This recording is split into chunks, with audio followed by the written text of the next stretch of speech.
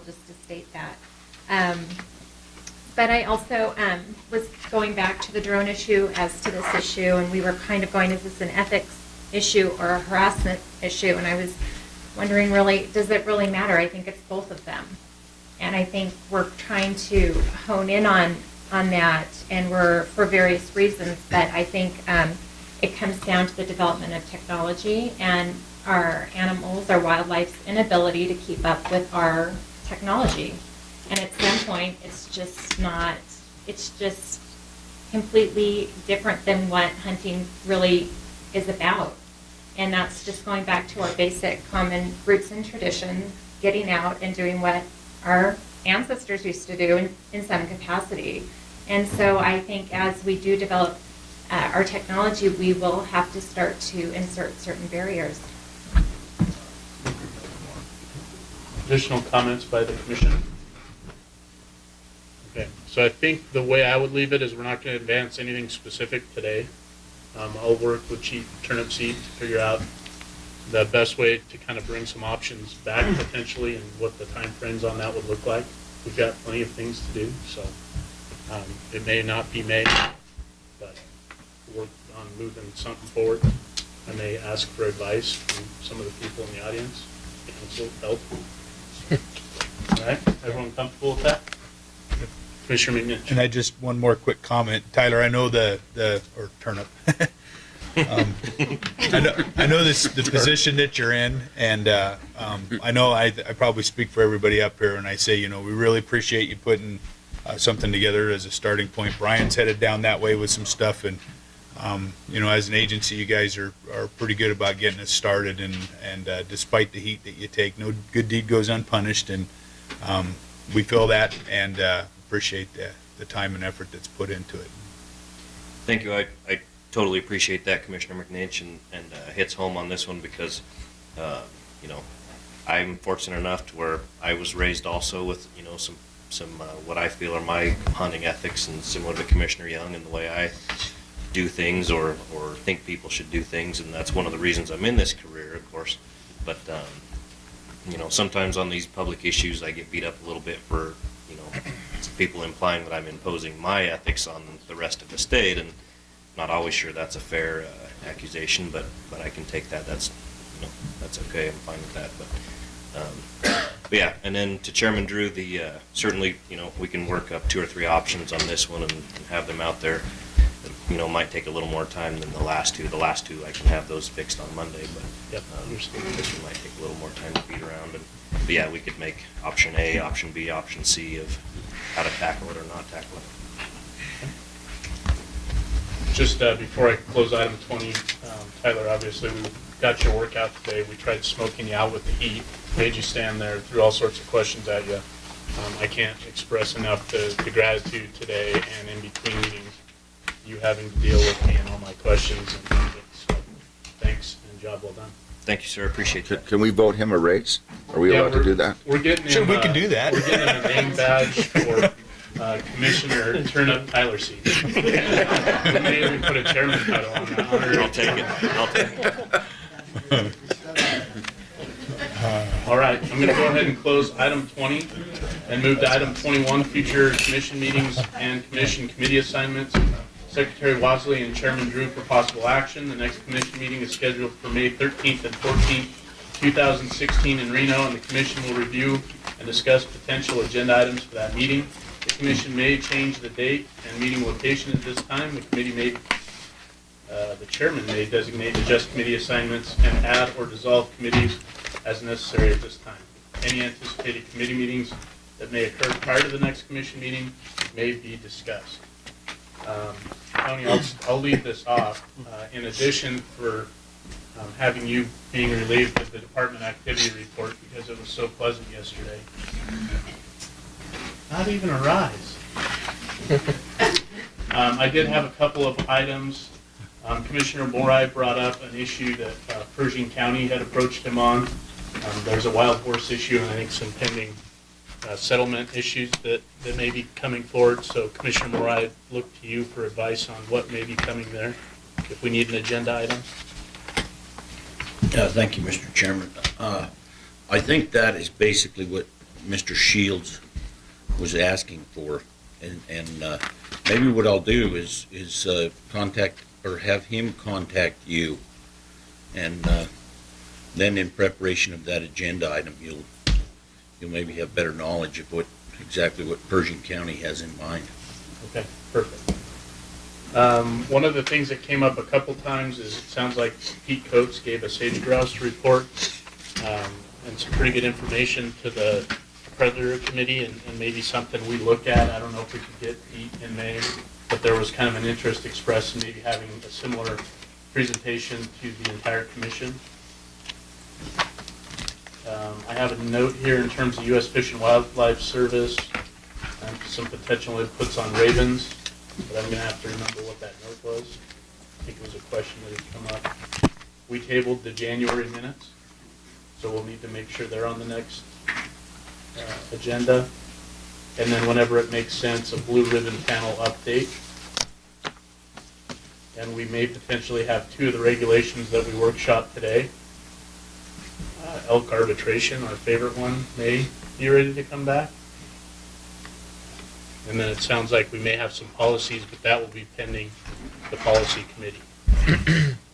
So anyone else with future agenda items that I missed on my list? Heritage Committee will be meeting to look over the policies and then also to look over the projects. And I won't have recommendations for approval to the commission, but we'll have a report and then it'll be brought to the commission for the June meeting. Grant, did you have a sense of when you were going to try and hold that meeting? I would say Thursday evening before the commission meeting if there's a room available. Unless we start super late on, I think we better stick with the Thursday afternoon/evening. Okay. And Dave, you'll have a committee report, Yeah, we'll have a committee report. and you're planning on meeting April 12th? April 13th right now. I don't think we should push a meeting just before. I think we're going to have enough to do with a couple of items. I think we got 4 that we want to move on between now and say June, and I think we'll handle a couple at a time just to provide some, some time for us to get them done. So you're thinking 4/13 and then not another meeting before? Probably one or right after the commission meeting so that we can prepare for June. For June, okay. Additional committees? Commissioner Bliss? You do not have a meeting? We will not have a meeting, but on the commission agenda will be I believe the final reading of policy 23 for approval.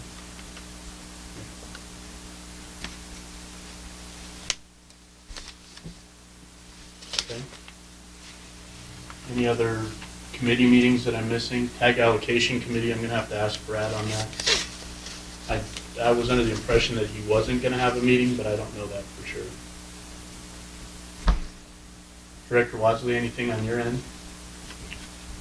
Mr. Chairman, other than the obvious big game status report and quota setting, which will be task number 1, I did want to ask you and your fellow commissioners if there was a desire to have a project update. If there are any ideas, any things, and we could make that the blue ribbon panel update as part of that project update, if you'd like to do that. That would be a good one. And then we'll be thinking, because we'll be getting over to the eastern side of the state in June, so that'll provide an opportunity for some new geography items. Okay, and then just for clarification, on the CGRs, we're hopeful of having the elk arbitration language back. Did I understand you clear that you wanted to, we're going to need to wait as far as drones, trail cam, but we may have language coming back relative to spike elk and electronic triggers, caliber, smokeless powder, or are those subsequent to the May meeting? Those may come back if we don't need substantive changes from LCB and we have the appropriate timelines on that. Okay, and that's all I have. Okay. Yeah, spike elk, I think we're good on because we didn't suggest any changes.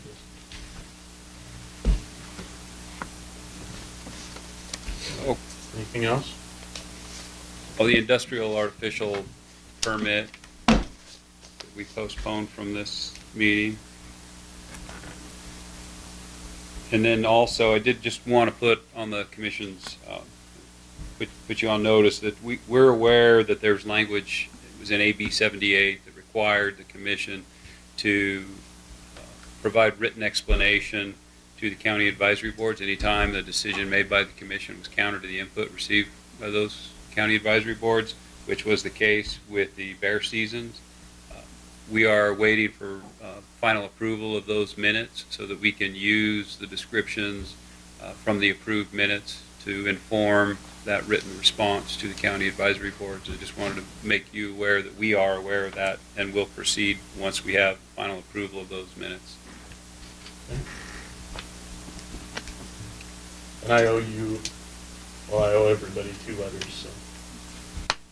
Jeremy, in regard, I just was going to bring up in regard to the spike, weren't you going to contact Utah and then perhaps? Right, we were gonna do a contact to Utah on that.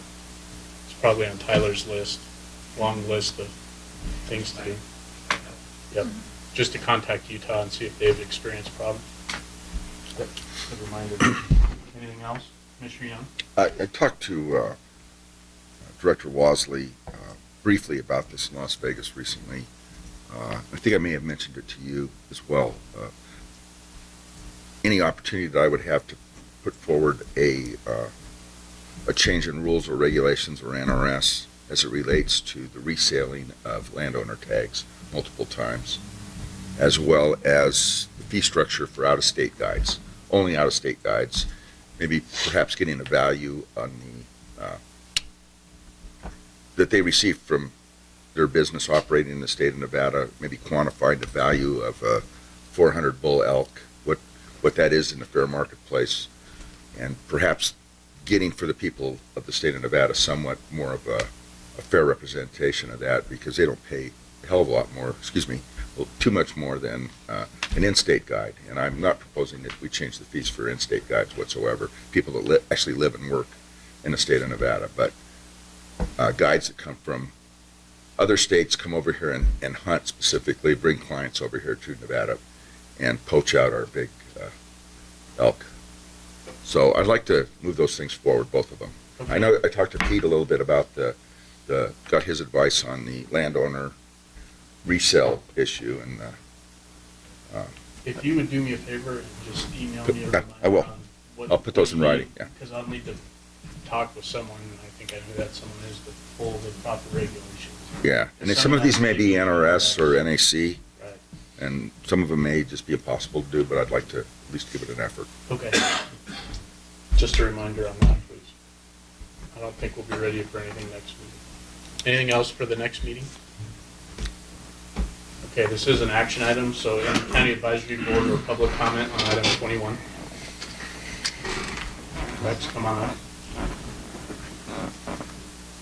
Rex Flowers. I am on the TAC committee.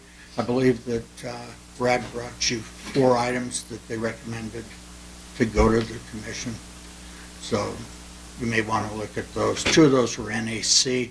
I believe 1, it can be handled internally, 1 other one, and then the last one would probably create a need NRS. So thank you. Right, yep. Additional? Tom Castanelli with Humboldt County. We're going to have our subcommittee, Humboldt County Subcommittee meeting on April 12th at 2 p.m. at the Winnemucca Inn. So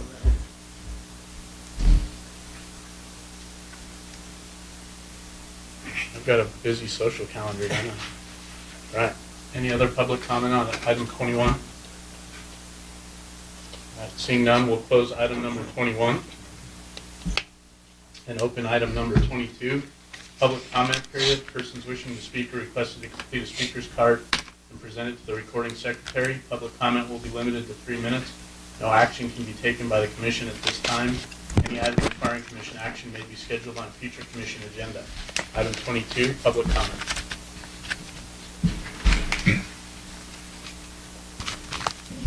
Alan Solini. Mr. Chairman and Commissioners, I would like to comment on the informational report provided to you at yesterday's meeting by your Deputy Attorney General for Agenda Item 10E.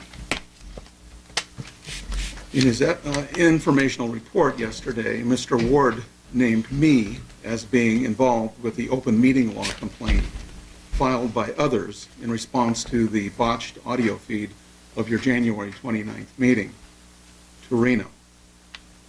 Actually, I did not file a complaint with the AG's office, but as Mr. Ward also stated, I did share my experience with the governor's office in a letter. I am disappointed that Mr. Ward compared the complaint he gives me credit for with other silly complaints he has received in the years he has represented this body and others, including people being unhappy there were no vending machines at the remote locations, rooms being too hot or too cold, people looking too fat on video, video being too bright or too dark, etc. My letter had nothing to do with such trivial issues, but rather focused on the specifics of my January 29th experience in Reno, the audience being unable to hear or participate in a portion of the meeting. I didn't hear your Deputy AG take any helpful action at the January 29th meeting to advise you there may be an open meeting law issue at that time. And his characterization of my letter yesterday is inaccurate.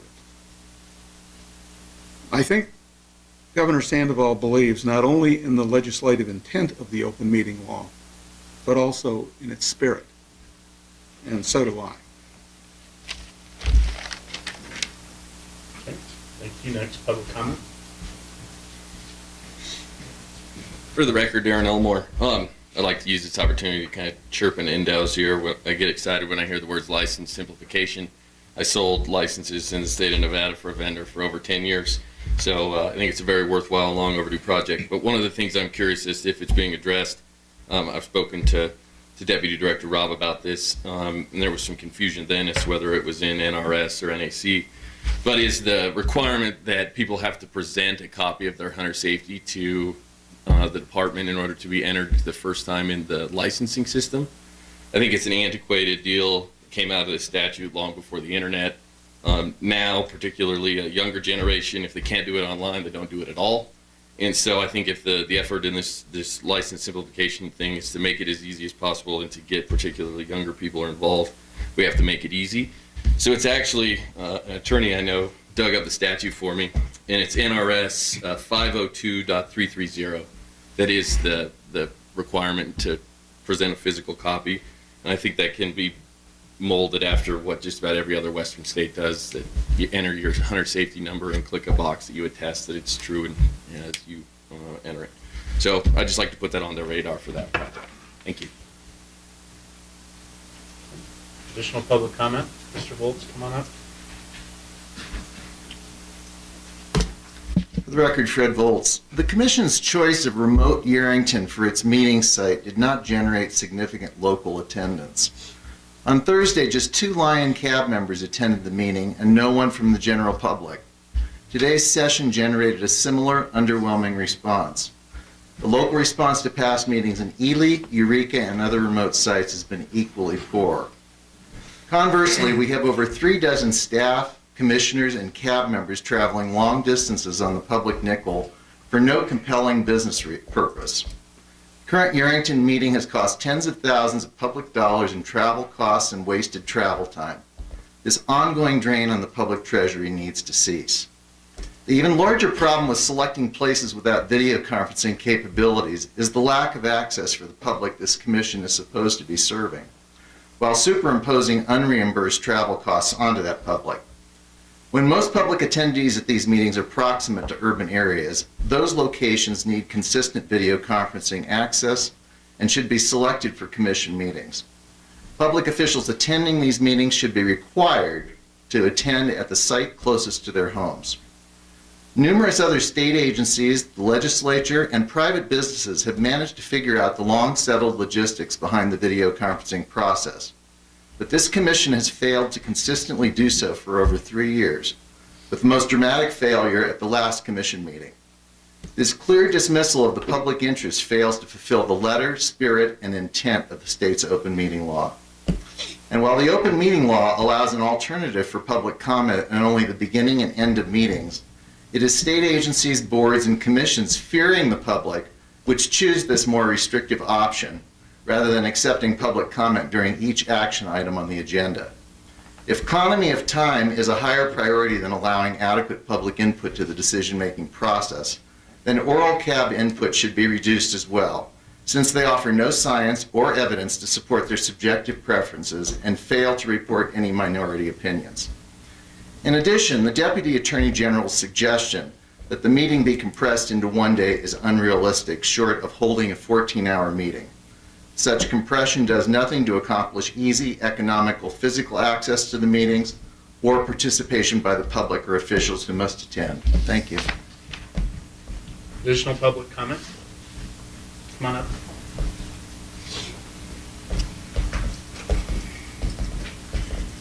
Hello, I'm Bobby McCollum, and I just have some very brief comments. They all relate to item 10 from yesterday, and it was about the investigation of the open meeting law complaint. The first option the Deputy AG provided you was to consider removing the public's ability to comment on agenda items. I hope the Commission would reject this completely.